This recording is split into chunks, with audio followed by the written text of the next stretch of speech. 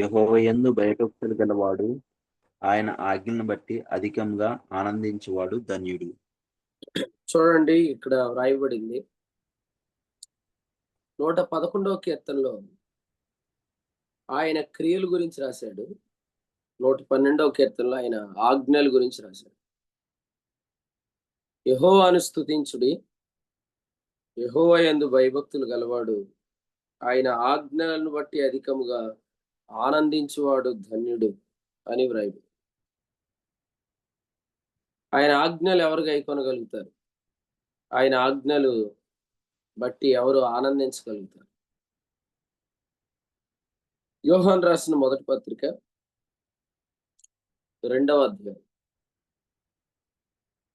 యోహాను రాసిన మొదటి పత్రిక 2వ అధ్యాయం 3వ వచనం నుంచి.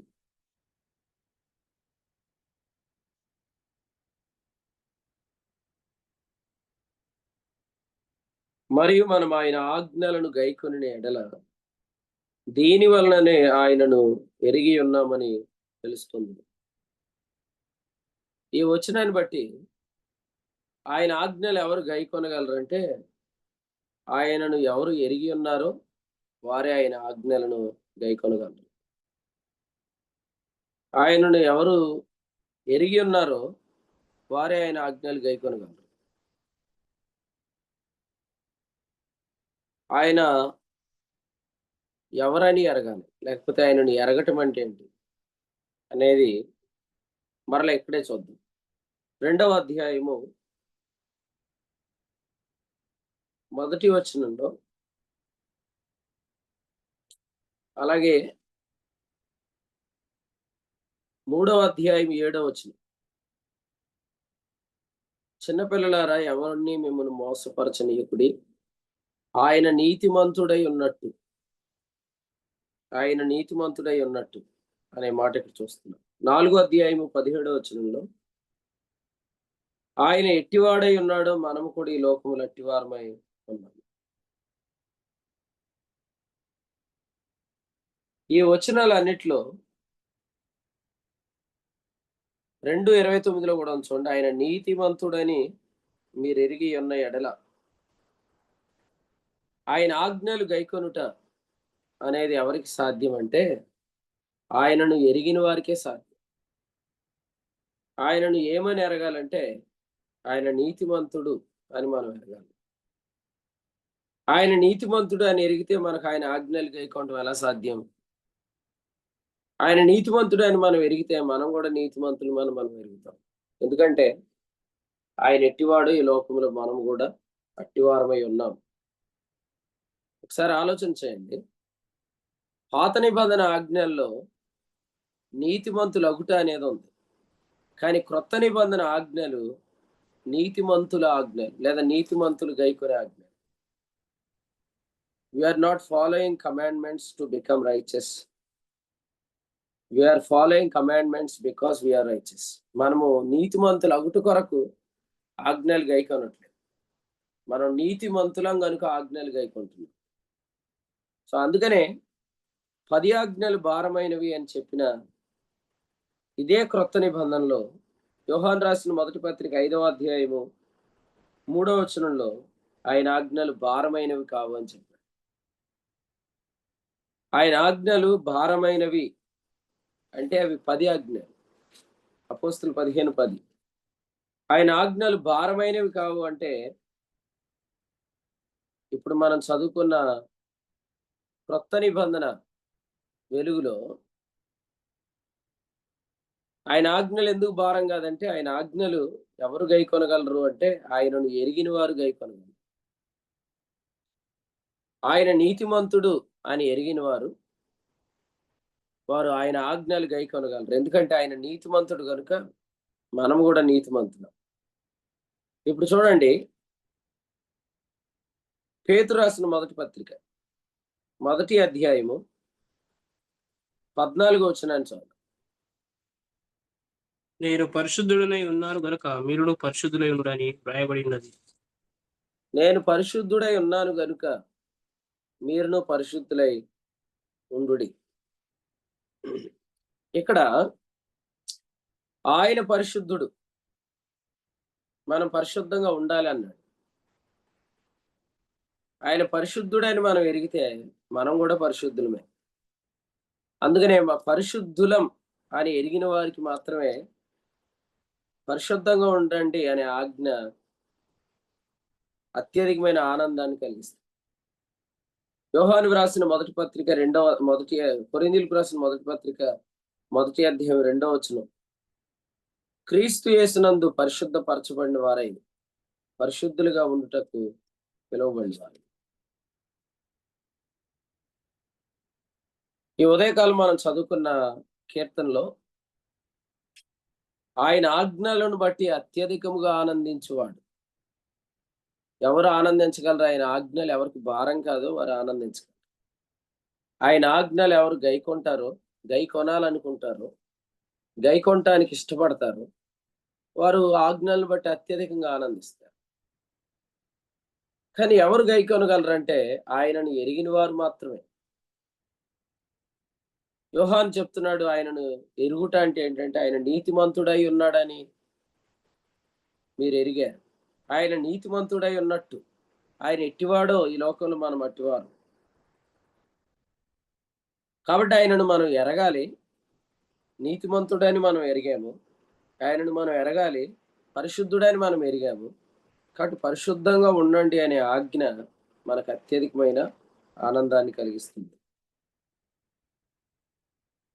మనం గతంలో విన్నట్లుగా తెస్సలోనికీయులకు రాసిన మొదటి పత్రికలో 4వ అధ్యాయము 3వ వచనంలో చెప్పినట్లుగా మొదటి వచనంలో వ్రాయబడిన మాట చూడండి. మెట్టుకు సహోదరులారా, మేము ప్రభువైన యేసు ద్వారా మీకు ఇచ్చిన ఆజ్ఞను మీరు ఎరుగుదురు గనుక కాగా మీరు ఎలా నడుచుకొని దేవుని సంతోషపరచవలనో మా వలన నేర్చుకున్న ప్రకారంగా మీరు నడుచుకుంటున్నారు. ఈ విషయంలో మీరు అంతకంతకు అభివృద్ధి నొందవలనని మిమ్మల్ని వేడుకొని ప్రభువైన యేసునందు హెచ్చరించున్నాను. అంటే ఆజ్ఞను గైకొనటంలో అభివృద్ధి చెందాలి. ఆజ్ఞను గైకొనటంలో అభివృద్ధి చెందాలి. ఆజ్ఞను బట్టి మనం ఆనందిస్తే మనం దేవుని సంతోషపెట్టగలుగుతాం. ఆజ్ఞను బట్టి మనం ఆనందించగలిగితే మనం దేవుణ్ణి సంతోషపెట్టగలుగుతాం. ఇక్కడ చెప్పాడు చూడండి 4-5 వచనాల్లో, మీలో ప్రతివాడును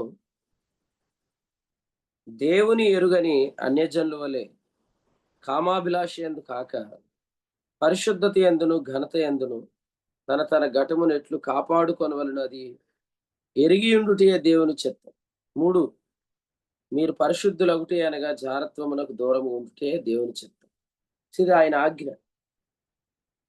ఆయన ఆజ్ఞలో అభివృద్ధి చెందండి అని చెప్పాడు. మరలా చెప్పుకుందాం, ఆయన ఆజ్ఞను బట్టి అత్యధికంగా ఆనందించేవారు కావాలి.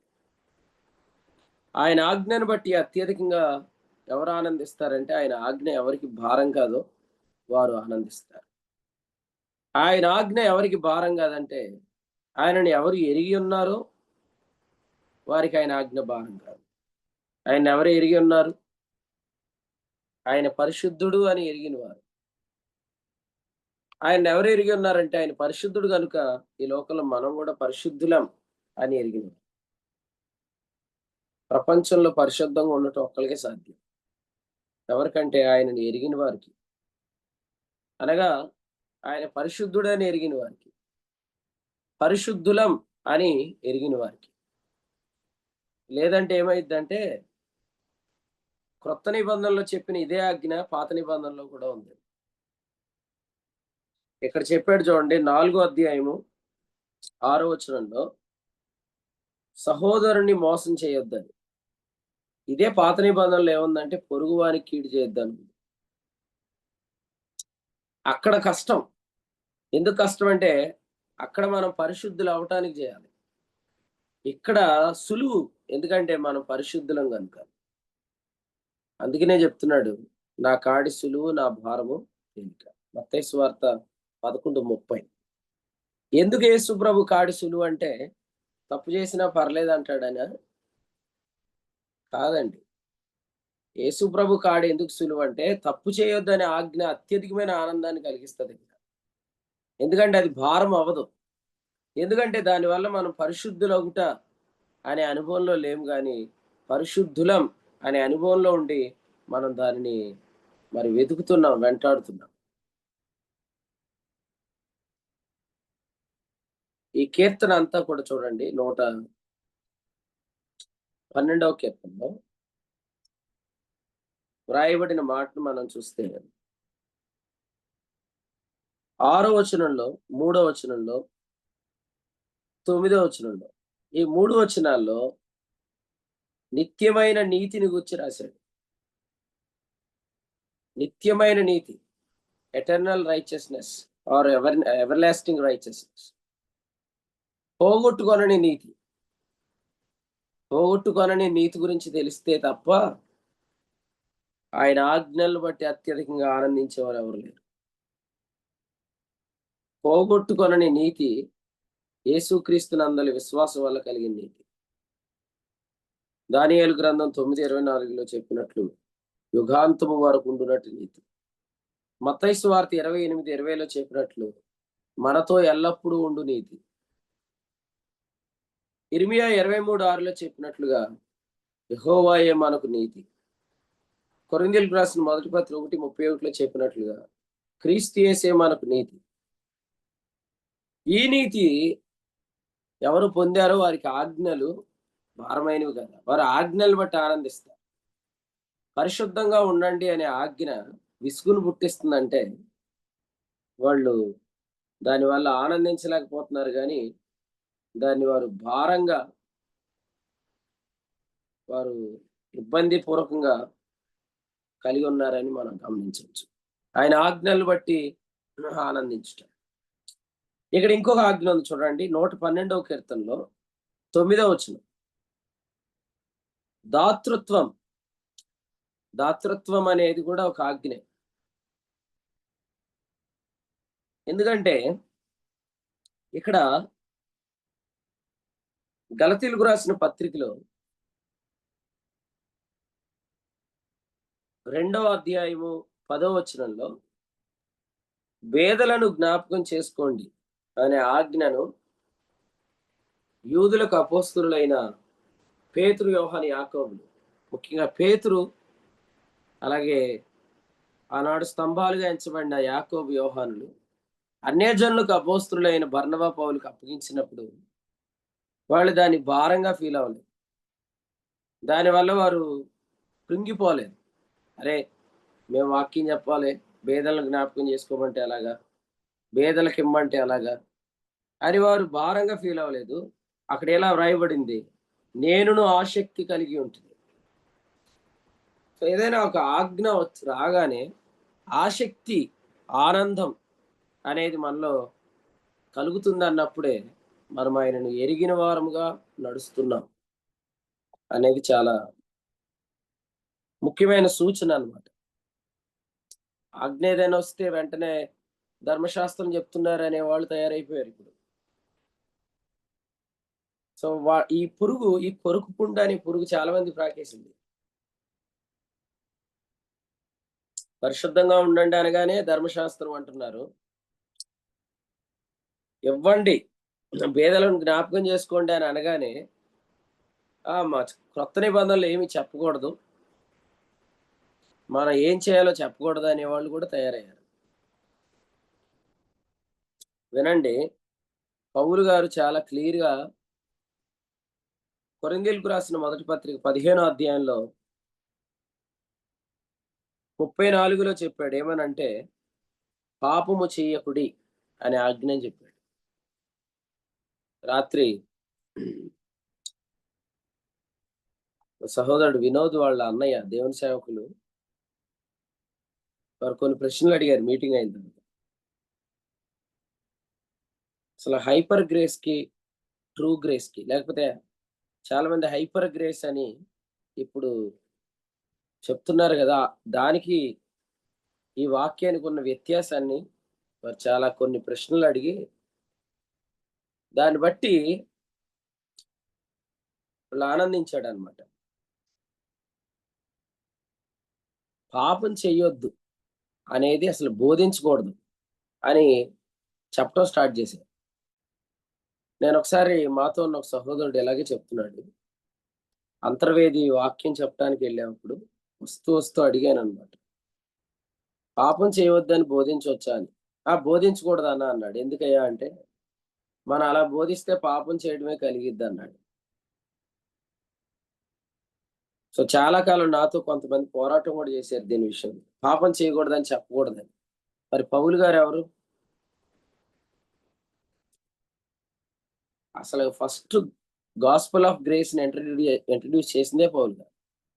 అపోస్తుల కార్యముల గ్రంథం 20వ అధ్యాయంలో ఎఫెసులో ఉన్న సంఘ పెద్దలను పిలిపించి కృపాసువార్తను, కృపావాక్యాన్ని చెప్పినవాడు, లేకపోతే కృపాసువార్త అని టైటిల్ చెప్పినవాడు అపోస్తుడైన పౌలే. 20:24, 20:32 మీరు అపోస్తుల కార్యాల గ్రంథంలో చూస్తే మీకు అర్థం. పౌలు యొక్క సువార్తలో మీరు గమనిస్తే ఎక్కువగా ప్రభువుని నమ్మితే నీతి అనేది మాత్రం చెప్పలేదు పౌలు. నీతిమంతుడు విశ్వాస మూలంగా జీవించాలి. అది పౌలు యొక్క ఎక్కువగా పౌలు గారు చెప్పిన వాక్యం. మొన్న మనం పెంటపాడులో విన్నట్లు ఏర్పాటు, మర్మము, జ్ఞానము, ప్రేమ, ప్రార్థన, ఈ 5 విషయాలు పౌలు గారి యొక్క వాక్యంలో మనం చూస్తాం. ఏర్పాటు, మర్మము, జ్ఞానము, ప్రేమ, ప్రార్థన, ఈ 5 ఎఫెసు పత్రిక 3వ అధ్యాయం అంతా వివరించాడు.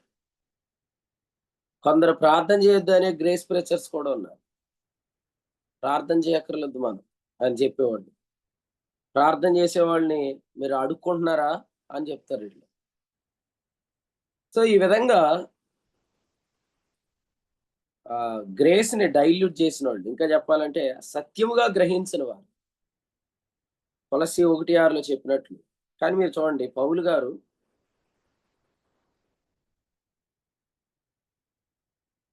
ప్రార్థనను చాలా గొప్పగా ఆయన ఎత్తిపెట్టాడు. మీరు చూస్తే అపోస్తుల కార్యాల గ్రంథం 20వ అధ్యాయంలో ఎఫెసీ సంఘ పెద్దలతో మాట్లాడిన తర్వాత 20:36లో అతడు ఇలాగ చెప్పి మోకాళ్ళుని వారందరితో ప్రార్థన చేశారు. అసలు మోకరించే ప్రార్థన చేయకూడదని కూడా బోధిస్తున్నారు కొందరు. మోకరించి ప్రార్థిస్తే స్వనీతి అంటున్నారు. స్వనీతి ఎప్పుడంటే మన మోకాళ్ళు నలిగితే ప్రభు మన మనవి వింటాడు అనేది స్వనీతి. కానీ మోకరించి ప్రార్థన చేయకూడదు. మనం అసలు ప్రార్థన చేయడానికి ఒక సమయంలో ప్రార్థన చేయక్కర్లేదు. మనం దయచేసి భిన్నమైన బోధలు వినకండి. జాగ్రత్తగా భక్తి జీవితాన్ని కాపాడుకోండి. ఈ వాక్యంలో చాలా స్పష్టంగా పౌలు గారు మోకాళ్ళలోని వారందరితో ప్రార్థించాడు. ప్రార్థన చేయండి అనేది కూడా కొందరికి నచ్చట్లేదు. అందుకనే బైబిల్ స్టడీస్ అటెండ్ అయినంత ఈజీగా ప్రేయర్ మీటింగ్స్ అటెండ్ అవ్వరు చాలా మంది. మీరు చూడండి, ఎంతసేపు ప్రసంగం చేసిన నోట్సులు రాస్తారు, కానీ ప్రార్థనా గుడి కంటే దరిదాపుల్లో కనపడరు, పారిపోతారు, ప్రార్థన చేయలేరు ఎక్కువసేపు. సో దీనికి కారణం ఏంటంటే ప్రార్థన వాళ్ళకి భారంగా ఉంది. కానీ అపోస్తుల కార్యాల గ్రంథంలో కృపా సంఘం ప్రారంభించబడినప్పుడు 12వ అధ్యాయంలో 12వ వచనంలో అనేకులు కూడి ప్రార్థిస్తున్నారు అనే మాట మనం చూస్తాం. అనేకులు కూడి ప్రార్థిస్తున్నారు. ప్రార్థన అనేది అత్యధికమైన ఆనందాన్ని కలిగించాలి. మేమైతే ఎవ్రీ థర్డ్ సాటర్డే మేము ప్రార్థన కూడికని ఎంజాయ్ చేస్తాం. ప్రార్థనను ఎంజాయ్ చేయడానికి గల కారణం ఏంటంటే, ఆయన ఏమై ఉన్నాడో ఎరిగినప్పుడు మనం ఏమై ఉన్నామో ఎరిగి అందులో నుంచి వచ్చే ప్రార్థన ఆనందాన్ని కలిగిస్తుంది. అది ఉపవాసములోనికి నడిపిస్తుంది. 13వ అధ్యాయం 3వ వచనం, అంతటా వారు ఉపవాసం ఉండి ప్రార్థన చేశారు. మోషేని దేవుడు ఏమి నిద్రాహారాలు మాని కొండ మీదకు రమ్మనలేదు. కొండ మీదకి వెళ్ళాక నిద్రాహారాలు మానగలిగారు. యేసుక్రీస్తు ప్రభు కూడా ఆహారం మానితే శరీరంలో లోపరచబడుతుందనేమి ఆయన అనుకోలేదు. సో చాలా మంది తెలియక ఉపవాస ప్రార్థనలు చేస్తున్నారు. ఇది రాంగ్ డాక్ట్రిన్ అండి. ఉపవాస ప్రార్థనలు చేయకండి. ప్రార్థన చేయండి, ఉపవాసం కలగాలి. ప్రార్థనలో మీరు అత్యధికంగా ఆనందించినప్పుడు ఆహారము ఆటంకంగా ఎంచబడి, నిద్ర ఆటంకంగా ఎంచబడి, ప్రార్థనలో గడుపుట కలిగితే దానిని ప్రభు రాస్తాడు ఉపవాస ప్రార్థన అని. అంతేగాని మనం ఉపవాసం ఉంటే శరీరం లోబడిద్ది అని అనుకుంటే కొలస్సీలకు రాసిన పత్రిక 2వ అధ్యాయం ఆఖరి వచనం తప్పు. మీ బైబిల్లో కొట్టేసేయండి. కొలస్సీ పత్రిక 2:23 ఏముందంటే, దేహ శిక్ష శరీరేచ్ఛను నిగ్రహించడం. టూ మచ్ ఫాస్టింగ్స్ చేసి ఇప్పుడు చేయొద్దు అని చెప్తున్నారంట. రీసెంట్ గా మన ప్రియులు కడప స్టాన్లీ అన్న వాళ్ళ ఇంట్లో మేము కూర్చొని మీటింగ్ అయిన తర్వాత అందరం మాట్లాడుకుంటున్నాం. సిస్టర్ గారు హెప్సీ హేమలత్ గారు, అలాగే శారదా ఆంటీ, మేమందరం మాట్లాడుకుంటున్నప్పుడు వాళ్ళు ఏస్కేల్ ఫ్రాన్సిస్ గారి గురించి చెప్తున్నారు. అంటే వాళ్ళు ఫాలో అయ్యేటి సిస్టర్ గారికి ఎక్కువ ఇష్టం ఆయన బోధలు అంటే. సిస్టర్ గారు ఆయన కాన్ఫరెన్స్ అటెండ్ అవుతూ ఉంటారు. చాలాసేపు వాళ్ళు ఫాస్టింగ్ల గురించి చెప్పారు. నేను వింటున్నాను. వీళ్ళు లాస్ట్లో ఏమని తెలుస్తారా అని వింటున్నాను. లాస్ట్లో చెప్పారు ఏమనంటే, ఆయన ఫాస్టింగ్ చేసి ఇదంతా పాడైపోయింది. ఈ గొంతు దగ్గర నుండి పొట్టకెళ్ళేదంతా పాడైపోయింది పూర్తిగా. ఆయన ఒక చపాతీ తినటానికి మధ్యాహ్నం కూర్చుంటే రాత్రి దాకా తింటాడంటే, ఒకటే చపాతీ. ఇప్పుడు చెప్తున్నాడు ఆయన ఎవరిని ఫాస్టింగ్లు చేయొద్దని. సో అలా తేల్చి వదిలేశారు. మాకు ట్రైన్ వస్తుందని మేము బయలుదేరి స్టేషన్కి వచ్చేసాం. కాబట్టి దయచేసి ఎవరైతే వాక్యం వింటున్నారో మీరు అందరూ జాగ్రత్తగా వినండి. ప్రార్థనలో మనకు ఉపవాసం కలగాలి. ప్రార్థనలో మనకు ఉపవాసం కలగాలి అంటే అర్థం ఏంటంటే, మనం ప్రార్థిస్తున్నప్పుడు ఆ ప్రార్థన అత్యధికమైన ఆనందంలోనికి మనం తీసుకెళ్ళాలి. భేదలను జ్ఞాపకం చేసుకోమంటే విసుగుపొట్టలేదు అన్నాడు.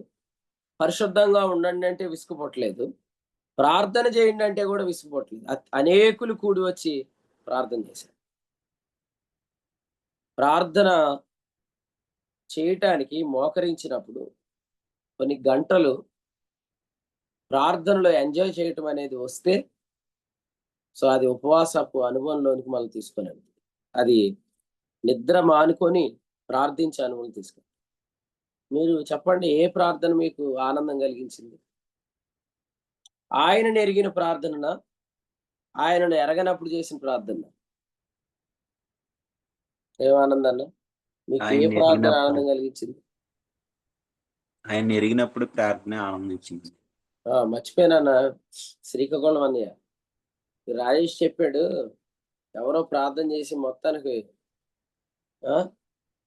మీ గ్రూప్ లో అలగొట్టారంటగా. ఎవరు రాజేష్?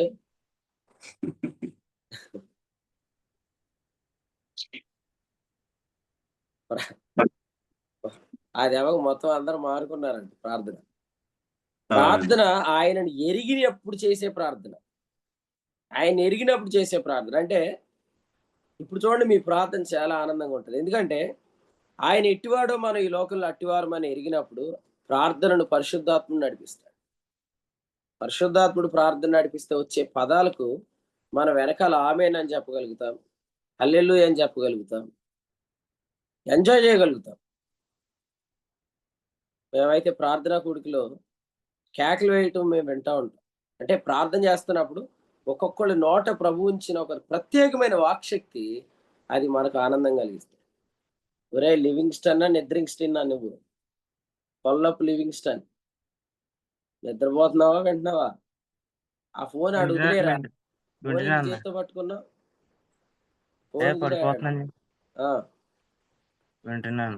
వింటున్నావా? విను జాగ్రత్తగా, క్వశ్చన్ అడుగుతా తర్వాత. అపోస్తల కార్యాలు 12వ అధ్యాయంలో అనేకులు కూడా అక్కడ ప్రార్థన చేశారు అనే మాట మనం చూస్తాం. ఇప్పుడు కూడా ప్రార్థన మీకు భారంగా ఉండకూడదు. కలిసి సోది చెప్పుకుంటారు చాలాసేపు, ప్రార్థన చేద్దాం కాసేపు అంటే పారిపోతారు. వాళ్ళు చూడండి, వాళ్ళకి ప్రార్థన చాలా భారం. నిజంగా ప్రసవ వేదన పడిపోతారండి. మోకరించడానికి, కూర్చోటానికి, అటు చూస్తారు, ఇటు చూస్తారు. వీడు ఎంతసేపు ప్రార్థన చేస్తున్నాడు ఏంటి? ఇప్పుడే చేయాలి ఎంతసేపు ప్రార్థన అని. అసలు ప్రార్థన ఎందుకు విసుగు పుట్టేస్తుంది మీకు? ఎక్కువసేపు ప్రార్థన చేస్తే ఎందుకు విసుక్కుంటున్నారు? కొంతమంది అంటారు, అందరం ప్రార్థన చేద్దాం అంటారు. అయితే క్లుప్తంగా చేయండి అంటారు కదా! సో, ఎందుకంటే ఆయనను ఎరిగిన వారికి ఆయన ఆజ్ఞలు భారమైనవి కాదు. ఆయన్ని మనం ఎరగాలి. ఆయన ఏమని ఎరుగుదాం? పరిశుద్ధుడని ఎరుగుదాం. సో, మనమేమని ఎరుగుదాం? పరిశుద్ధులం. పరిశుద్ధులం అనే కాన్షియస్‌నెస్‌లో ప్రేయర్ చేయండి. పరిశుద్ధాత్ముడు ప్రార్థనలో నడిపిస్తాడు. అందుకనే సంఘం యొక్క నిర్వచనం చూడండి. కొరింథీయులకు రాసిన మొదటి పత్రిక మొదటి అధ్యాయం 2వ వచనం చదవండి ఇప్పుడు. కొరింథీయులకు రాసిన మొదటి పత్రిక మొదటి అధ్యాయం 2వ వచనం. కొరింథీలో ఉన్న దేవుని సంఘమునకు అనగా క్రీస్తు యేసునందు పరిశుద్ధపరచబడిన వారై పరిశుద్ధులుగా ఉండకు పిలువబడిన వారికి మనకును ప్రభువుగా ఉన్న మన ప్రభు యేసుక్రీస్తు నామమున ప్రతి స్థలంలో ప్రార్థించు వారికి అందరికీ శుభమని చెప్పి రాయి. ప్రార్థన గురించి ఎప్పుడు చెప్పాడు? మనం క్రీస్తు యేసునందు పరిశుద్ధులం అన్న తర్వాతే చెప్పాడు ప్రార్థన గురించి. నేను పాపిని అనే మనస్సాక్షిలోంచి ప్రార్థన చేసేవారు ప్రార్థన వాళ్ళు చేయలేరు. ఆ ప్రార్థనలో మనం కూడా ఏకీభవించాలి. ఆ ప్రార్థన పరిశుద్ధాత్మను నడిపించడం. అందుకని ఆ ప్రార్థనలో ఆ జాయ్ మనకు కనపడదు.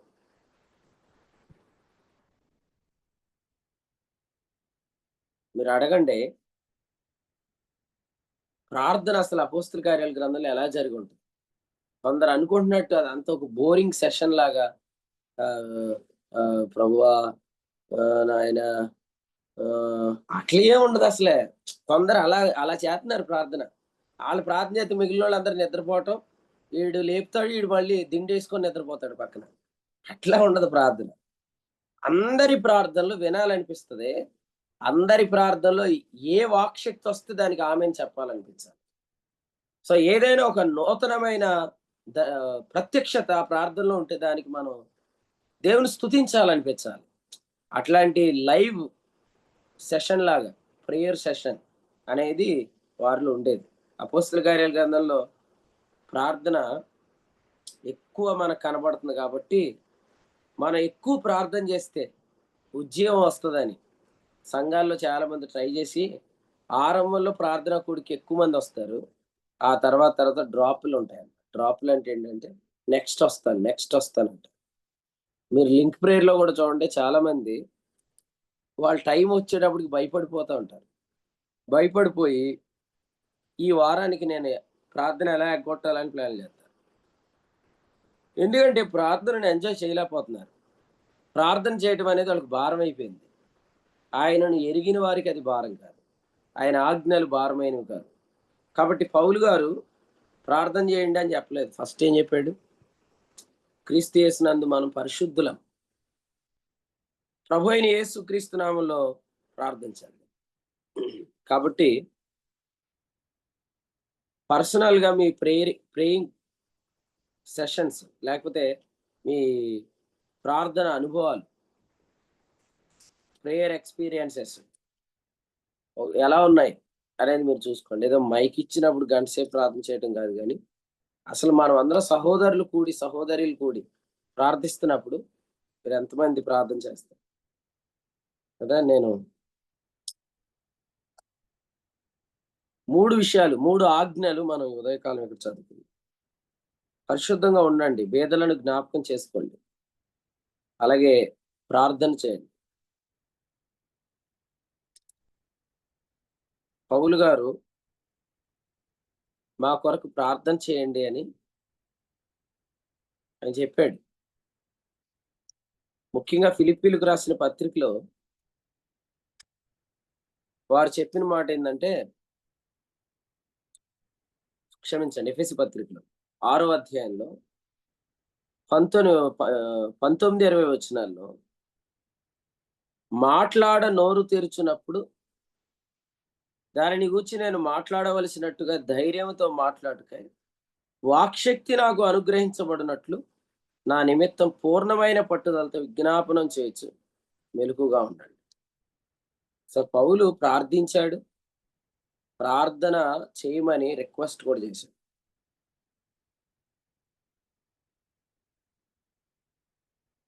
సో ఈ ఉదయకాలం మనం ఈ వచనాల్ని మనం చదువుతున్నప్పుడు ప్రార్థన చేయండి అనేది విసుగ్గా ఉండకూడదు. దానికి మీలో కొందరి గురించి నేను అడగాలనుకుంటున్నాను. మీలో ఎంతమంది ప్రార్థనా కూడికంటే దానికి అటెండ్ అవడానికి వస్తారు? బైబిల్ స్టడీ లేదు, ఎటువంటి వర్తమానాలు లేవు, ఓన్లీ ప్రేయర్. ఎంతమంది వస్తారు ఆసక్తిగా? సో వాళ్ళు కావాలి. ఎవరు చేయగలరు ఎలాగంటే, ఆయనను పరిశుద్ధుడని ఎరిగిన వారు, మనం పరిశుద్ధులమని ఎరిగిన వారు ప్రార్థన ఇష్టపడతారు. అలాగూ అసలు ఉపవాసము ప్రార్థన అంటే ప్రార్థిస్తుండగా ఆహారం మానుకోవటం, ఆహారము తినకుండుట, ఆహారం లేకుండుట అనేది నిజంగా ఆనాడు అపోస్తులు ఎక్స్పీరియన్స్ చేశారు. అంటే వాళ్ళు 112వ కీర్తన మొదటి వచనంలో చెప్పినట్లు వారు ఆనందంలో ఎంత అత్యధికంగా వారు ఆజ్ఞలను బట్టి ఆనందించారో చూడండి. మన సహోదరుడు చెరసాల్లో ఉన్నాడు, ప్రార్థన చేయండి అంటే అనేకులు కూడి వచ్చి ఆ ఇంటి ప్రార్థన చేశారు. ఇది ఎలా ఉండగా గారడీ సీమోన్ ఏమన్నాడు? మీరే నా కోసం ప్రార్థన చేయండి. కొంతమంది అత్తమావాడు ప్రార్థన చేయండి అని ప్రార్థన చేయరు. గారడీ సీమోన్ ఏమన్నాడంటే 8వ అధ్యాయము 24వ వచనంలో, మీరే నా కొరకు ప్రభువును వేడుకోండి. కదా, ఏంటయ్య బాబు ఈ మధ్యలో నీ గురించి ఏదో వినపడింది, ఏంటి అలాగే ఎందుకు ఉన్నావు అంటే, మీరే నా కోసం ప్రార్థన చేయండి అన్నాడు. అలా చెప్పకండి, మీరే నా కొరకు ప్రార్థన చేయండి. పౌలు గారు ప్రార్థిస్తున్నాడు, ప్రార్థన చేయమన్నాడు. మీరు కూడా ప్రార్థన చేయండి, ప్రార్థన చేయమనండి. యేసుక్రీస్తు నామమున నన్ను ఏది అడిగినా నేను చేస్తానండి. యోహాను సువార్త 14వ అధ్యాయము 13లో 14లో చెప్పాడు, నా నామమున మీరు నన్ను ఏమి అడిగినాను నేను చేస్తాను. ప్రార్థన చేద్దాం అనే ఆజ్ఞ అది మీకు భారంగా ఉందా? యేసు ప్రభు కూడా ప్రార్థనను ఎక్కడ చెప్పాడు? మేడగదిలో చెప్పాడు. ప్రార్థన అనుభవం గురించి మేడగదిలో చెప్పాడు. మేడగదిలో ఆయన మొదటి సందేశం ఏంటి? కృతజ్ఞ ఏంటి? నేను పరిశుద్ధుడు, మీరును పరిశుద్ధులు. న్యూ కమాండ్మెంట్, క్రీస్తునందు మనం పరిశుద్ధులు, ఆయన పరిశుద్ధుడు, మనం పరిశుద్ధులు. కాబట్టి ఆయనను ఎరిగిన తర్వాతే ప్రార్థన చేయమనే ఆజ్ఞని ప్రభు ఇచ్చాడు. సో మీలో అటువంటి అనుభవం కలుగును కాక అత్యధికంగా ఆనందించాలి, ప్రార్థనను అత్యధికంగా ఆనందించాలి. మనం ఇప్పుడు చాలా ఆలోచించాల్సిన విషయం ఏంటంటే, మన యవనస్తుల గురించి ఆలోచిస్తున్నాం కదా. యవనస్తులు ప్రార్థనా కూడికలు ఉండరు. చూడండి, ప్రార్థనా కూడికలు ఎక్కువ ఎవరుంటారు? ముసలోళ్ళు ఉంటారు, పెద్దోళ్ళు. పాస్టర్ గారికి తప్పదు, ఆయన ఉంటాడు, సంఘ పెద్ద ఉంటాడు కదా, అంతేనా? జాను, బైబిల్ స్టడీకి అటెండ్ అయినంత ఆసక్తిగా ప్రార్థన కూడికి కొత్తవ నువ్వు? నాకు తెలియదులే, మామూలు నిన్ను అడుగుతున్నాను. ఆలోచించండి, యవనస్తులు ప్రార్థనలో ఉండరు. ఎందుకంటే వాళ్ళు ప్రార్థనని భారంగా ఫీల్ అయిపోతున్నారు. కానీ మనం ఇప్పుడు ఒక దర్శనం పెట్టుకోవాలి. అసలు ఒక యంగ్ మెన్ అందరూ కలిసి ప్రార్థించే అనుభవం చూడాలి. సుమంత్ ప్రార్థన కూడికి ఎంజాయ్ చేస్తాడు, నేను చూశాను. రాజేష్ ప్రార్థన కూడికి, ఏ రాజు? మా రాజేష్ కాదు, భీమవరం రాజేష్ ప్రార్థన కూడికి ఎంజాయ్ చేస్తాడు. ప్రార్థనని ఎంజాయ్ చేయాలి. మా రాజేష్ అంటే ప్రార్థన అంటే పారిపోతాడు. ప్రార్థన అంటే పారిపోయే వాళ్ళు తెలుసు నాకు, పేర్లు చెప్పి బాధపడటం నాకు ఇష్టం లేదు. కానీ ప్రార్థనని మీరు ఎంజాయ్ చేయగలిగినప్పుడు మాత్రమే ఉపవాసం చేయటం అనేది కలుగుతుంది. ఉపవాస ప్రార్థన చేయకండి. ఉపవాస ప్రార్థన చేయమని కొత్త నిబంధనలు ఎక్కడ లేదు. ఉంటే ఒక్క వచనం చూపించండి నాకు. No fasting prayers, only prayers. Fasting అనేది అనుగ్రహం, ఆయన మనకు అనుగ్రహం ఇవ్వాలి. ఆయన ఇచ్చినప్పుడు మనం చెప్పాలి. ఏమనంటే అపోస్తుల కార్యాల గ్రంథంలో, కొరింథీయులకు రాసిన పత్రికలో ఉంది. లేదని ఎవరు చెప్పారు? ఉంది. కానీ ఎప్పుడు ఉంది కంటెక్స్ట్ వదిలేసి ఉపవాసాలు ఉంటున్నారు సార్. ఒక ఆయన దొరికిపోయాడుగా, బయటకే చెప్పేశాడు. ఏమని? ఆ రకంగానే పొట్ట తగ్గుతుందంట. ఏ రకంగా?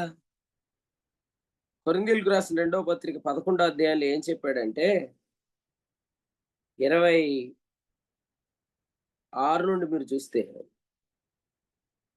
ఉపవాసాలు అన్నాడు కదా. మీరు చూడండి 27 తరచుగా ఉపవాసాలు, తరచుగా జాగరణములు అన్నాడు.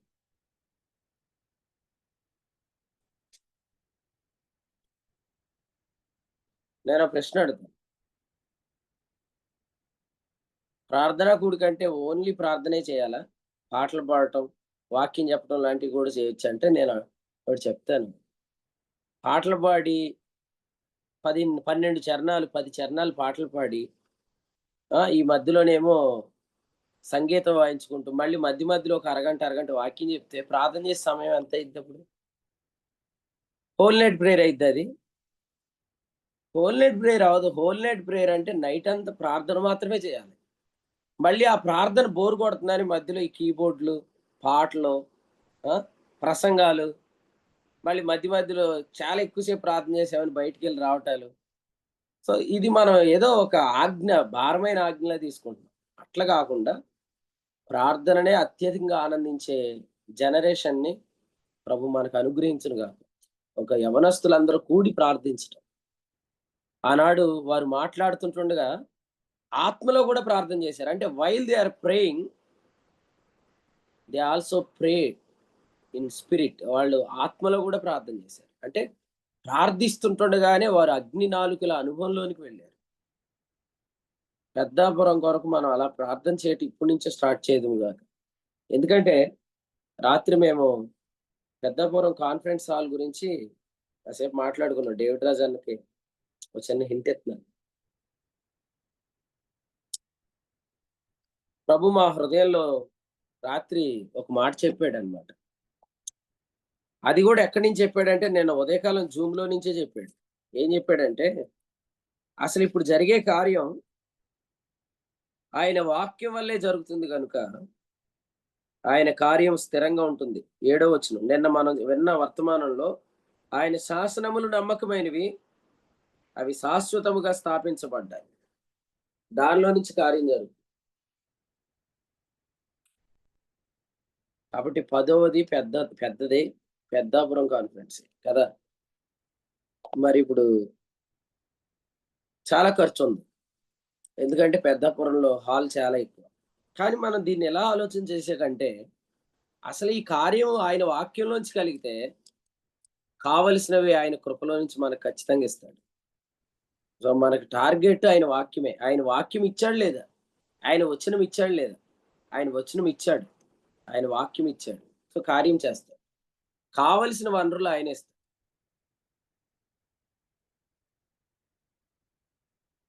సో ఇప్పటి నుంచి మనం ప్రార్థన చేద్దాం. సో యవనస్తులుగా ఆత్మలో ప్రార్థించే అనుభవం, ఆ అగ్ని జ్వాలల వంటి నాలుకల అనుభవంతో ప్రార్థించే అనుభవంలోనికి వెళితే సో మనం గొప్ప కార్యాలు చూస్తాం. కాబట్టి ఆలస్యం చేయొద్దు, ప్రార్థన చేయండి. ఇక్కడ 112వ కీర్తన 9వ వచనంలో ఇక్కడ ఏదైతే దాతృత్వం అని ఆజ్ఞ చెప్పాడు, లేదా బేదలను జ్ఞాపకం చేసుకోండి అని ఆజ్ఞ చెప్పాడు, కొరింథీయులకు రాసిన 2వ పత్రికలో 9వ అధ్యాయం 15లో అది వరము అని రాశాడు.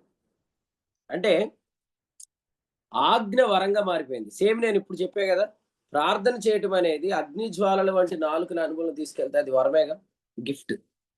అంటే కమాండ్మెంట్స్ గిఫ్ట్స్ గా మారిపోతున్నాయి. ఆయనను ఎరిగిన వారు, ఆయన ఆజ్ఞల్లో అత్యధికంగా ఆనందించేవారు.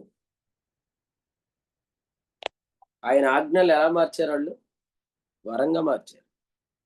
ఇప్పుడు చెప్పండి, రాయి రొట్టె అయినట్టే కాదు. 10 ఆజ్ఞలు దేని మీద రాయబడ్డాయి? రాళ్ళ మీద రాయబడ్డాయి. కానీ క్రొత్త నిబంధనలో ఆయన మనకేం పెట్టాడు? నిన్న మనం విన్నాం, రొట్టెలు పెట్టాడు, ఆహారం పెట్టాడు. కాబట్టి ఒకప్పటి ఆజ్ఞలు ఇప్పుడు ఆహారమైనవి. ఇందాక పాట పాడారు కదా, ఒకప్పటి అర్పణలు ఇప్పుడు అనుగ్రహమై. ఇప్పుడు మనం చెప్పాలి, ఒకప్పటి రాళ్ళు ఇప్పుడు రొట్టెలయ్యాయి. ఒకప్పుడు ప్రార్థన రాయి మీద ఉంది, కానీ ఇప్పుడు ప్రార్థన రొట్టెలోకి వచ్చింది. ఒకప్పుడు పరిశుద్ధంగా ఉండండి రాయి మీద ఉంది, కానీ అది ఇప్పుడు రొట్టెగా మారిపోయింది. ఒకప్పుడు అనుభవాలు రాళ్ల మీద ఉన్నాయి, ఇప్పుడు అవి రొట్టెలుగా మార్చబడ్డాయి కదా. రొట్టెలు అంటే ఎవరికి ఇష్టం లేదు? ఇంకో 4 వేయండి అని చెప్తారు. అలాగా ఆయన ఆజ్ఞలు వరంగా మారిపోవటం ఎంత గొప్ప అనుభవం. అలాగే మనం మొదటిగా విన్నట్లుగా పరిశుద్ధంగా ఉండటం కూడా ఒక వరమే. అలా వరంగా మారిపోయింది అనుకోండి, ఎలా ఉంటుంది చెప్పండి? అద్భుతంగా ఉంటుంది. తిమోతికి రాసిన పత్రికలో 2వ అధ్యాయము 2వ పత్రిక 22లో నీవు యవనేచ్చల నుండి పారిపోమ్ము అని తిమోతికి చెప్పిన పౌలు ఎక్కువగా తిమోతితో దేని గురించి మాట్లాడాడంటే, నీకు కలిగిన కృపావరం అనే విషయం గురించి మాట్లాడాడు. మొదటి అధ్యాయం 6వ వచనం. ఆ వరం గురించి చెప్పిన దగ్గర ఏం రాశాడు చదువుతారా ఎవరైనా? 7వ వచనంలో, అది ఇంద్రియ నిగ్రహము గల ఆత్మ అన్నాడు. అంటే పరిశుద్ధతని ఒక కమాండ్మెంట్ లాగా తిమోతికి పౌలు చెప్పలేదు, కానీ అది ఒక కృపావరంగా చెప్పాడు. అసలు మనం కూడా ఇప్పుడు ఎవరైనా మన గురించి గొప్పగా, ఈయన చాలా పవిత్రంగా ఉంటాడండి, ఈయన చాలా పరిశుద్ధంగా ఉంటాడండి, ఈయన వంకర చూపులు చూడండి, వంకర మాటలు మాట్లాడండి అంటే, మీకు తెలీదా అది ఆయన యొక్క వరం అని అంటే ఎంత బాగుంటది. అలా ఆజ్ఞ వరంగా మారిపోను కాక. చూడండి, దేవుడు మనకు ఇంద్రియ నిగ్రహము గల ఆత్మనిచ్చాడు. అంటే ఇంద్రియాలు నిగ్రహంలోకి తెచ్చుకోవడం కమాండ్మెంట్ కాదు, అది గిఫ్ట్ గా మారిపోయింది. ఏంట్రా నీలో వంకర చూపులు లేవంటే, ఇట్ ఈస్ గిఫ్ట్. అది నాకు ప్రభువును అనుగ్రహించిన కృప, వరం. నీ మాటలో ఎక్కడ కూడా అపవిత్రమైన డబల్ మీనింగ్ వర్డ్స్, ఒక సిస్టర్ని చూడగానే లేకపోతే ఒక స్త్రీని చూడగానే అక్కడ ఏదో మాట్లాడి హైలైట్ అవ్వాలని, ఒక పురుషుని చూడగానే అక్కడ ఏదో ఒక మాట్లాడి హైలైట్ అవ్వాలని, గుర్తించబడాలని డబుల్ మీనింగ్ వర్డ్స్ మాట్లాడేవాళ్ళు, ఇలాంటి వాళ్ళందరికీ ప్రత్యేకంగా తిమోతి బ్రతుకుతున్నాడంటే పౌలు చెప్పాడు అది ఇంద్రియ నిగ్రహం గల. మనం నోరు మూయి అంటే ఎలా ఉంటది? ఆత్మ నోరు మూస్తే ఎలా ఉంటుంది? ఆజ్ఞ వేరు, వరం వేరు. సో ఆజ్ఞే వరంగా మార్చబడును గాక. అప్పుడు మన నాలుకలో వరం పనిచేస్తుంది. శంకర్ అర్థమైందా? కాబట్టి పరిశుద్ధత అనేది కృపావరం, ప్రార్థన అనేది కృపావరం. మార్చేయండి, ఆజ్ఞలు కాదు వరం అని మార్చేయండి. మీరు మార్చుకోండి వాటిని, ప్రభు అలాగే మీకు దయచేయను కాదు. వేదలను జ్ఞాపకం చేసుకోవటం అనేది వరం. ఒక ఆయన దీన్ని చక్కగా ఇలస్ట్రేట్ చేశాడు. మనం గిటార్ ప్లే చేస్తున్నప్పుడు మన యొక్క లెఫ్ట్ హ్యాండ్ ఎలాగైతే కార్డ్స్ ప్లే చేస్తూ, మన రైట్ హ్యాండ్ ఎలాగైతే సాంగ్ ఫాలోయింగ్ చేస్తుందో, లేదా కీబోర్డ్ తీసుకోండి, మన లెఫ్ట్ హ్యాండ్లో మనం కార్డులు వేస్తాం, రైట్ హ్యాండ్తో మనం ఫాలోయింగ్ చేస్తాం. కానీ మనం ఏం కన్ఫ్యూజ్ అవ్వం. ఇప్పుడు జాన్ ఉన్నాడు, ఒక చేత్తో బేస్ ప్లే చేస్తాడు కదండి, కుడి ప్లే చేస్తాడు ఇంకో దాంతో. ఈ రెండు కూడా ఒక చేత్తో చేసేది ఇంకో చేతికి తెలియదు. ఒక చేత్తో చేసేది ఇంకో దానికి తెలిస్తే అప్పుడు చాలా కష్టం. కొంతమంది అందుకనే స్టార్టింగ్ లో హార్మోనియం వాయించలేరు చాలా మంది. హార్మోనియం ఎందుకు వాయించలేరంటే ఒక దాంతో బెలూన్ ప్రెస్ చేయాలి, ఒక దాంతో ప్లే చేయాలి. కీబోర్డ్ ప్లే చేసేవాళ్ళు కూడా హార్మోనియం ప్లే చేయలేరు. కానీ హార్మోనియం ప్లే చేసేవాళ్ళకి అది చాలా ఈజీ. దీంతో లాగుతారు, దీంతో ప్లే చేస్తారు. ఈ చేతికి తెలిసింది చేసేది, ఈ చేతికి తెలియదు. మనం ఇవ్వటం కూడా అలా జరగాలి. ఒక చేత్తో చేసేది ఇంకో చేత్తో తెలియట్లేదంటే అది గిఫ్ట్ గా మారిపోయింది. మీకు కూడా చెప్పమంటారా? నేను బీబీసీ కాన్ఫరెన్స్ లో గమనించింది ఏంటంటే, ఎక్కువ మంది ఈసారి తమ పేర్లు తెలియకుండా ప్రభుకి ఇచ్చారు. అసలు నాలో కూడా ప్రభు అదే ప్రేరేపణ ఉంచాడు. కానీ అయితే నేను మాత్రం ఏమనుకున్నానంటే, మెయిన్ స్పీకర్ బర్నబాసే కదా, వాక్యం మెయిన్ గా చెప్తుంది బర్నబాసే. కాబట్టి అసలు ఈయన ఏమన్నా ఇచ్చాడా, ఇవ్వకుండా మనకు బోధలు చేస్తున్నాడా అని ఎవరు అనుకోకుండా నిమిత్తం తప్ప వాస్తవంగా నాకైతే ఇష్టమే లేదు ఆ విషయం. మీరు చూడండి, ఒక సహోదరుడు ఒక సహోదరి కదా, కానీ మీరు బయట ఎలా ఉంటది తెలుసా? ఇచ్చే ఏదైనా ఇచ్చారంటే మాకేమి ఇస్తారు అనే దానికి ఇస్తారు. మీరు చూడండి, భోజనాల్లో గారెలు ఎత్తారండి అక్కోళ్ళు, బాగానే ఉంటది. కానీ మిగిలిన గారెలు వాళ్ళు పట్టిపోతారు. బూరెలు వేసిన వాళ్ళు బూరెలు పట్టిపోతారు. ఇది పెద్ద శోధన అన్నమాట. ఎన్ని గారెలు మిగిలినాయి అని చెక్ చేసుకుంటారు. ఇక ఈ తలకాయ నొప్పి మేము కూడా చూసాం. అంటే ఒక్కొక్కరు ఒక్కొక్క ఐటెం వేసుకోండి అంటారు కదా, వాళ్ళు ఒక్కొక్క ఐటెం వేసుకున్నప్పుడు ఏం జరిగింది, జాన్ తెగనవుతున్నాడు. ఏం జరిగిద్ది అంటే, వాళ్ళు ఏ ఐటెం వేసారో ఆ ఐటెం వాళ్ళే పంచుతానంటారు. ఎందుకంటే అది ఎంత మిగిలిందో వాళ్ళకి తెలియాలి, అది వాళ్ళు పట్టిపోతారు. ఒకటి నేర్చుకోండి, దేవుని సన్నిధికి ఏదైనా తెచ్చి చేసిన తర్వాత ఆ దేవుని సన్నిధిలో వదిలేయండి. అది ఏం చేయాలో వాళ్ళకి అప్పగించండి. నేను నిన్నే రాత్రే చెప్పాను, ఇన్ని కాన్ఫరెన్స్‌లు జరిగినాయి కదా, కానీ మీరు కేవలం వైజాగ్ కాన్ఫరెన్స్‌లో ఒక అద్భుతం జరిగింది. మీకు అందరికి చెప్తాను. ఇన్ని కాన్ఫరెన్స్‌లు జరిగినాయి, కానీ వైజాగ్ కాన్ఫరెన్స్‌లో ఏం జరిగింది తెలుసా? మిగులు 65,000 వచ్చినాయి సుమారు. ఈ 65,000కి 65,000 కరీంనగర్ కాన్ఫరెన్స్‌లో వాడారు. ఇంకోటి చెప్తాను, మీరు కావాలంటే రికార్డ్ చెక్ చేయండి.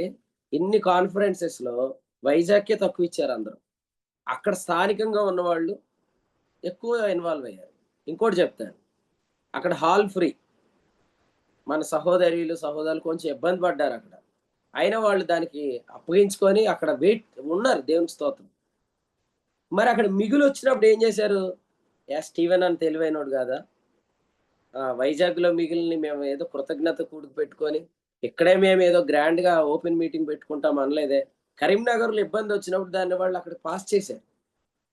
సో, మిగిలేదైనా ఉంటే చాలా శోధించి పడిపోయి కొంతమంది ఇబ్బంది పడిపోతారు. కానీ అలా కాదు. మనం గమనించేదేంటంటే, కుడి చేత్తో చేసింది ఎడమ చేతికి తెలీదు అనే అనుభవం మనలో కలిగినప్పుడు, మనం వీటి వల్ల శోధించబడం. దాన్నేం జేయాలా? దాన్ని ఎలా జేయాలా? ఏంటి అనే శోధన గాదు. మనం ఇచ్చాం, మనకో పాట కూడా ఇవ్వలేదు. మనం ఇచ్చాం, మన ఫ్యామిలీని పైకి పిలవలేదు. లేకపోతే మనకు గుర్తింపు రాలేదు, మనకు సన్మానం జేయలేదు. నో. ఇదసలు మనలో కనపడనే కనపడదు. మనం ఇచ్చింది ప్రభువుకి. ఇక దాని గురించి మనం ఏమి అడగకూడదు. ఇది ప్రభువుదే కాదు. ప్రభు ఏం జెప్పాడు? మనకు ఒక మాట జెప్పాడు. బయలుపరచబడినవి మీవి, దాచబడినవి నావి. యాకోబు తన మామతో ఏం జెప్పాడు? మామ, మచ్చలున్నయి నాయి, మచ్చలేనియి నీయి అన్నాడు. ఇక నాయి నాయే, నీయి నీయే. దేవునికి ఇచ్చినయి దేవునివి, మన దగ్గరున్నయి మనవి. ఇది ఎవరు జెప్పారు? అననీయ సప్ఫీరాలకు పేతురు జెప్పాడు. మీ దగ్గరుంటే అది మీది, దేవుడికిస్తే అది దేవుడిది. అంతే. కాబట్టి మీరు తెలుసుకోండి, మన జీవితాల్లో ఈ దాతృత్వం అనే దగ్గర కూడా వరంగా అది మారిపోవును గాదు. ఆహ్, ఇక ఎవరైనా వచ్చి మనల్ని పొగుడుతున్నారనుకోండి, "బాగా ఇవ్వగలిగారండి, మీరు ఇచ్చారా?" "మాకు తెలీదండి" అనాల. "మాకు తెలీదండి." అది వరం. ఫైనల్‌గా అపోస్తల కార్యాలు 1:8, పరిశుద్ధాత్మ మీ మీదకొచ్చినప్పుడు మీరు శక్తి నొందారు. అంటే వరము మనలో పనిచేస్తున్నప్పుడు everything is operating by the power of God. It's not our power. అందుకనే పవర్ ఆయనదైతే పేతురు మొదటి పత్రిక 1:6లో ఏముంది? మీరు మిక్కిలి ఆనందిస్తారు. శక్తి మీదైతే తప్పు చేయకుండా ఉండడానికి శక్తి మనదైతే ఆనందం ఉండదు. ఇచ్చే దానిలో శక్తి మనదైతే ఆనందం ఉండదు. ప్రార్థించేటప్పుడు శక్తి మనదైతే ఆనందం ఉండదు. కానీ మనం మొదటి వచనం ఈ రోజు కీర్తనలో? అత్యధికంగా ఆనందించాలి. ఇవ్వటములో ఆనందిస్తున్నాం కదా! ఇవ్వటములో ఆనందిస్తున్నాం. ప్రార్థించటంలో ఆనందిస్తున్నాం. పరిశుద్ధత కలిగి ఉండటంలో ఆనందిస్తున్నాం. ఈ అనుభవాలు మనలో కలిగినవి. వరము అంటే దేవుని శక్తి. ఇది మిక్కిలి ఆనందాన్ని కలిగిస్తుంది. అది చెప్పన సఖ్యమును, మహిమాయుక్తమైన సంతోషాన్ని కలిగిస్తుంది. సో, ప్రభు ఆత్మ మిమ్మల్ని అందరిని ఎలాగో నడిపించును గాక. ఈ ఆజ్ఞలు వరాలుగా మీ జీవితాల్లో మారిపోవును కాదు. ఆఖరి వచనం చూద్దాం. 112వ కీర్తన ఆఖరి వచనం 10వ వచనం చూడండి. భక్తిహీనులు దాన్ని చూచి చింతపడుదురు, వారు పన్ను కొరుకుచు క్షీణించిపోదురు. భక్తిహీనుల ఆశ భంగమైపోవును. ఎందుకంట అసలు ఈ వచనానికి ముందు లైన్ ఏదంటే, వాని కొమ్ము ఘనత నుండి హెచ్చింపబడు. ఎవరైతే దైవాజ్ఞలను ఆనందంగా అనుసరిస్తున్నారో వారిని దేవుడు హెచ్చిస్తాడు. వారిని చూసి భక్తిహీనులు క్షీణించిపోతారంట కదా. ఒరే, నువ్వు ఎందుకురా ఇలా బక్కచిక్కిపోయా, అన్నం తినకుండా మానేసావని అడిగాడు. ఎవరు చెప్పండి? ఒక కపట స్నేహితుడు, అలా చెప్పుకుందామా, ఒక కపట స్నేహితుడు అడిగాడండి, నువ్వు ఎందుకురా ఎలాగైపోయావంటే వాడు చెప్పాడు, నేను అబ్షాలోం చెల్లి మీద మనసు పెట్టుకున్నాను అన్నాడు. అబ్షాలోం చెల్లి మీద మనసు పెట్టుకొని అన్నం తింటాం మానేశాడు. అప్పుడు ఈ కపట స్నేహితుడు ఏం చెప్పాడంటే, నీకు నేను అద్భుతమైన ఆఫర్ ఇస్తున్నాను, నువ్వు ఇలా చేయమని చెప్పాడు. ఇప్పుడు కూడా మనం కొందరు క్షీణించిపోవటం మనం చూస్తున్నాం. ఎందుకు క్షీణించిపోతున్నారు అంటే, దేవుడు ఒకరి కొమ్ము హెచ్చించడాన్ని వాళ్ళు తట్టుకోలేకపోతున్నారు.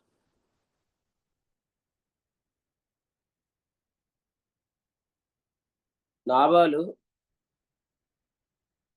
ఎలా పెట్టుకున్నాడు ముఖం, వాళ్ళ ఆవిడ చెప్పింది, ఎందుకురా బాబు మొహం అలా పెట్టుకున్నావు అని చెప్పింది అన్న.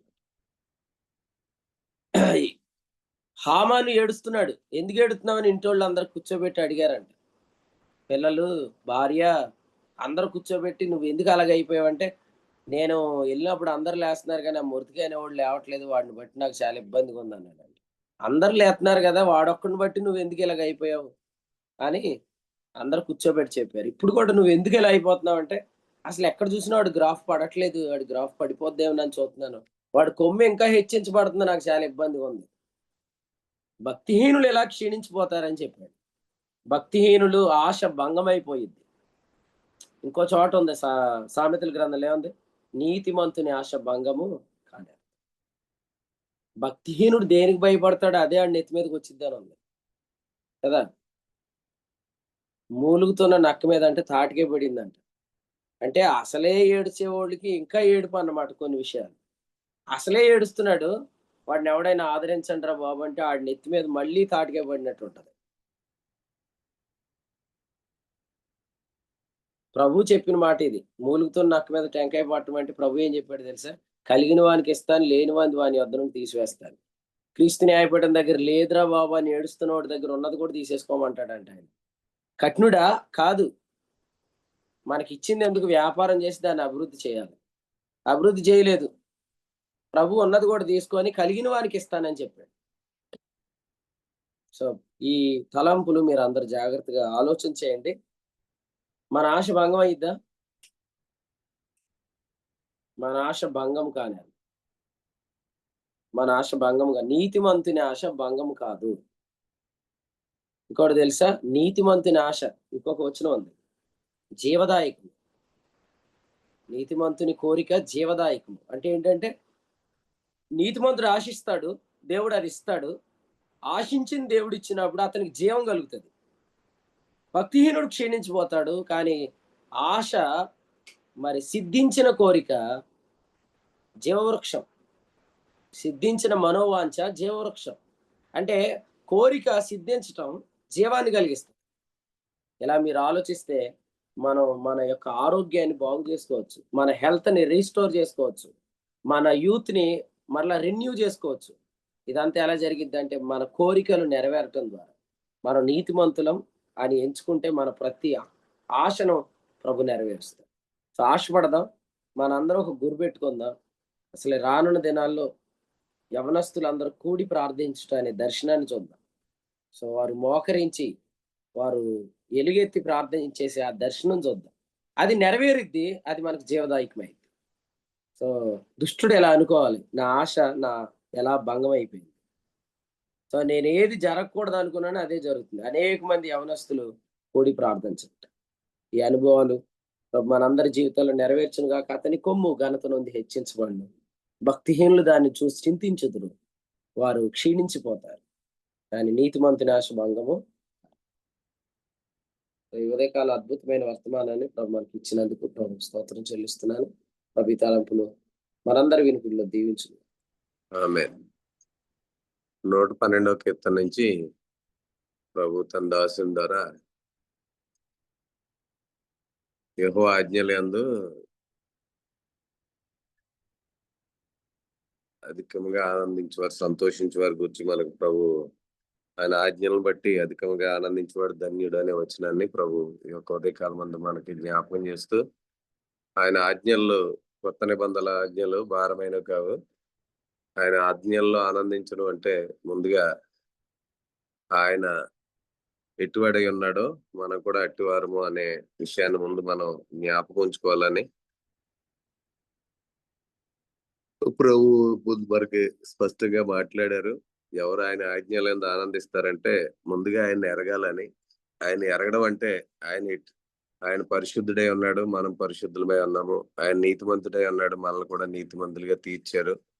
ఆయన ఎటువాడై ఉన్నాడు, ఈ లోకంలో నేను అట్టువాడిని అని ఎవరైతే ఆయన్ని ఎరుగుతారో వారు ఆజ్ఞలందు ఆనందిస్తారని, వారికి కొత్త నిబంధన ఆజ్ఞలు భారంగా ఉండవని, వారికి తేలిగ్గా సులువుగా ఉంటాయని, ఈ ఆజ్ఞల్లో ప్రాముఖ్యమైనవి మనకి ప్రభు జ్ఞాపకం చేశారు. ముందుగా పరిశుద్ధత అనేది మనకి భారంగా ఉండదని, అలాగే దాతృత్వం, బేదలను కనికరించడం అనేది అనుభవం కూడా మనకి భారంగా ఉండదని, అలాగే ప్రార్థన అనేది కూడా మనకి భారంగా ఉండదని, వీటిలో మనం ఏ విధంగా ఆనందిస్తామో మనం ఇచ్చుట్లో గాని, అలాగే పరిశుద్ధత ఫలించుట్లో గాని, ప్రార్థన చేయట్లో కూడా ఏ విధంగా ఆనందిస్తామో ఇదంతా కూడా దైవ శక్తి చేత వరం చేత నిర్వహించబడుతున్నప్పుడు దానిలో మనం ఆనందిస్తూ మరి మన కొమ్ము హెచ్చించబడి మరి భక్తిహీనుల యొక్క నాశనాన్ని మనం ఏ విధంగా చూస్తాం. ప్రభు యొక్క ఉదయకాలం మందు తన దాసుని ద్వారా పరిశుద్ధాత్మ సాయంతో అందించిన వర్తమానాన్ని బట్టి ప్రభుకి కృతజ్ఞత తెలియజేస్తూ,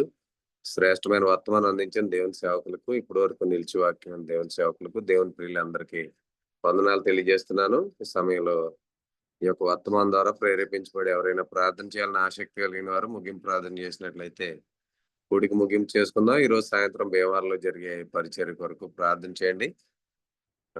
అలాగే రేపటి దినాన్న కోరుమాడులో జరిగే ఉదయకాలం సాయంత్రం ప్రత్యేకమైన మరి కూడి కొరకు ప్రార్థన చేయాలని తెలియజేస్తున్నాం. ఈ సమయంలో ఎవరైనా ముగింపు ప్రార్థన చేసినట్లయితే మనం ఈ యొక్క కూడికను ప్రార్థనతో ముగింపు చేస్తాం.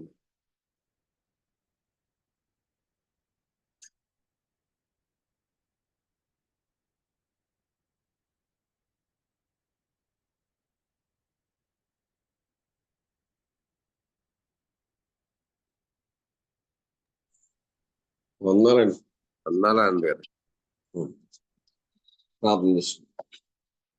శాశ్వతమైన ప్రేమతో మమ్మల్ని ప్రేమించే గొప్ప దేవుడా, మీకే వందనాలు స్తోత్రాలు.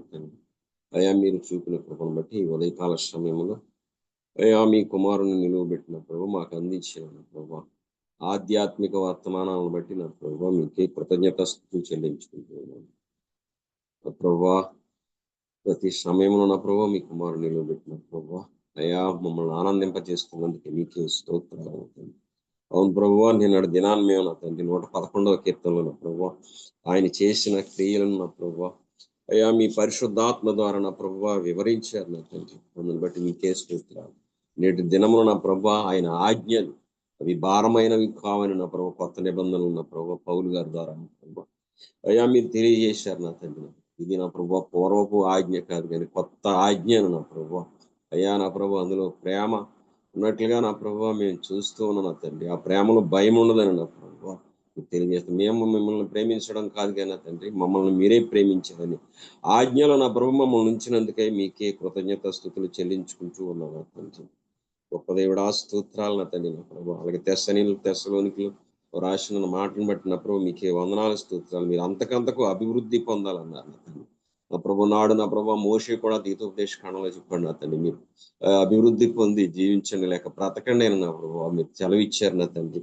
అందుని బట్టి మీకే స్తోత్రాలు నా తండ్రి నా ప్రభు అయ్యా నా ప్రభు దాతృత్వం కలిగి నా ప్రభు వాడు బేదలకు ఇచ్చును, వాని నీతి నిత్యము నిలిచిన నా ప్రభు, వాని కొమ్ము ఘనత హెచ్చింపబడిన ప్రభు 111 నా ప్రభు 112 కీర్తనలు మీరు చెప్పబడిన మాటను బట్టి నా ప్రభు నీకే వందనాలు స్తోత్రాలు నా తండ్రి నా ప్రభు. అలాగే నా ప్రభు ప్రార్థనా విషయంలో నా తండ్రి ఎన్నో గొప్ప సంగతులు నేర్పించారు నా తండ్రి నా ప్రభు. ఇప్పుడు ఉపవాసం ఉండాలో అయ్యా మీరు తెలియజేశారు నా తండ్రి నా ప్రభు. అయ్యా నా ప్రభు ఎవరో చేసిన ఉపవాసాలని అనుకరించడం కాదు నా తండ్రి. అయ్యా నా ప్రభు మీరు తెలియజేసిన ఉపవాసాలు నా తండ్రి నా ప్రభు మాకు ఎంతో శ్రేష్టమైనవి నా తండ్రి. అయ్యా నా ప్రభు చేయాలని నా ప్రభు అతనికి నా ప్రభు లేక విశ్వాసకి అనిపించడం ద్వారా నా ప్రభు అది చేయడం గొప్ప విశేషం నా తండ్రి నా ప్రభు.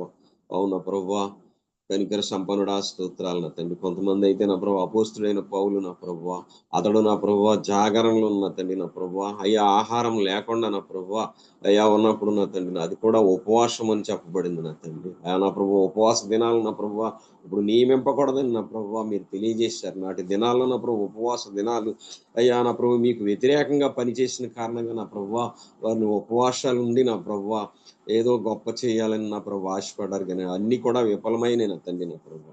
గొప్ప దేవుడా మీకే స్తోత్రాలు నా తండ్రి నా ప్రభు.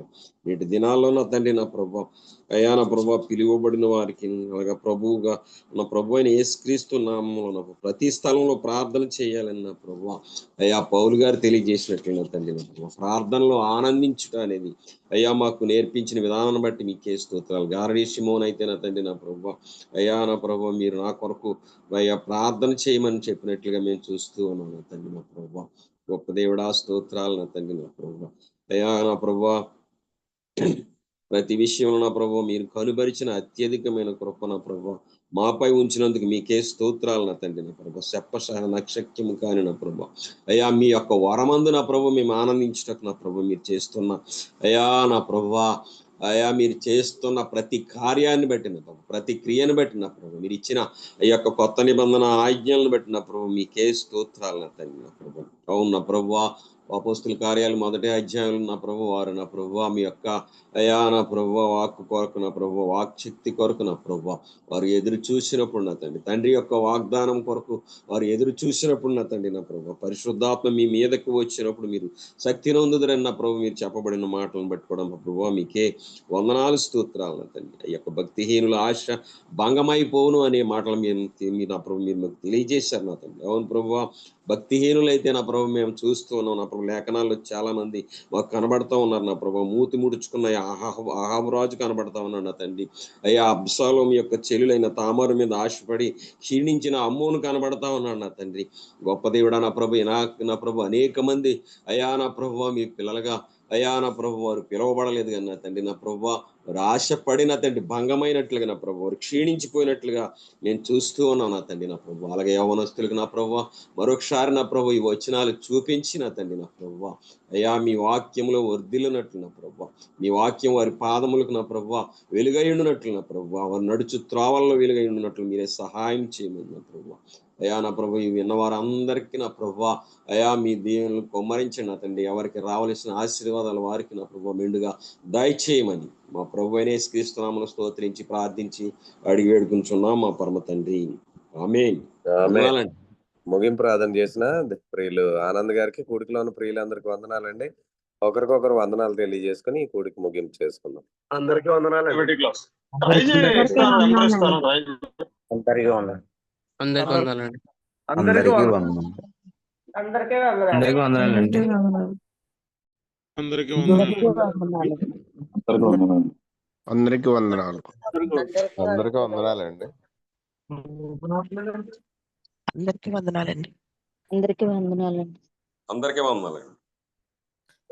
వందనాలండి.